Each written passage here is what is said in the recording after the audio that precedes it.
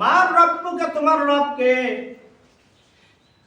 এই জবাব না দিয়ে যদি আরেকজন বলে আমি হলাম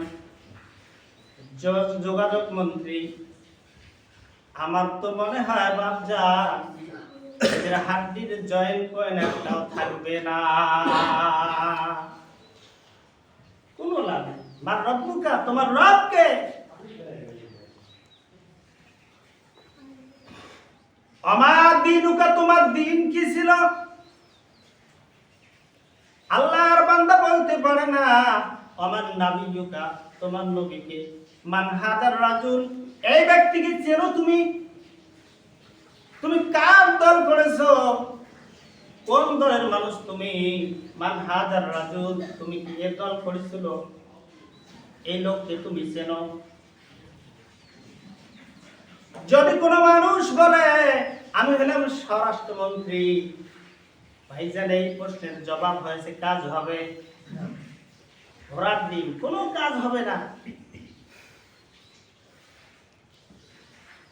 আল্লাহ রাব্বুল আলামিন ডাক দিয়ে বলবে ও ফেরেশতা, তুমি দেরি করো না। এই আমার বান্দা প্রশ্নের জবাব দিতে পারে না, এদের হাতে পায়ে বেরি লাগাও, জাহান্নামের দিকে নিয়ে যাও। আর এই কবরের মধ্যে জাহান্নাম থেকে তুমি জাহান্নামের হাওয়া চালু করে দাও। সকলে বলে নাউযুবিল্লাহ। প্রশ্নের যদি জবাব দিতে না পারি,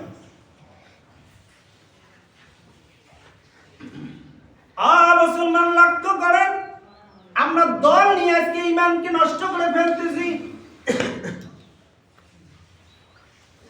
দলীয় প্রভাবে দলের কথা বলতে গিয়ে দলের কথা বলতে গিয়ে আমাদের ঈমান নষ্ট হয়ে যাচ্ছে, আখিরাত নষ্ট হয়ে যাচ্ছে। বাপজান একটু লক্ষ্য করবেন, তার কারণ হলো ঈমান হলো বড় সম্পদ মানুষের। ঈমান যদি কোনো মানুষের না থাকে, দুনিয়া আখিরাত বরবাদ হয়ে যাবে, দুনিয়া আখিরাত বরবাদ হয়ে যাবে। মুসলমান একটা মানুষ যদি ঈমান না থাকে, বড় ধনাঢ্য ব্যক্তি, ধরেন ডোনাল্ড ট্রাম্প, এই ডোনাল্ড ট্রাম্প এত বড় ধনের অধিকারী, বাপজান ধন তার থাকতে পারে, কিন্তু মহান আল্লাহ রাব্বুল আলামিন ঈমান নামের সম্পদ, ঈমান নামের দৌলত তাকে আল্লাহ দান করেন না। কোটি কোটি টাকার মালিক হতে পারে, এই পৃথিবীর জমিনের মধ্যে কোনো মানুষ যদি যত ভালো কাজ করুক না করো, রাস্তা বানায় দেব, কালপেট বানায় দেব, মানুষের উপকার করুক, গরিব মানুষকে সহযোগিতা করুক, যাই করুক না কেন, কোন মানুষের যদি ঈমান না থাকে, দুনিয়ায় শেষ। মহান আল্লাহ রাব্বুল আলামিনের কাছে আখিরাতের মধ্যে তার আল্লাহর কাছে কোনো পাঁচ পাই দাম থাকবে না।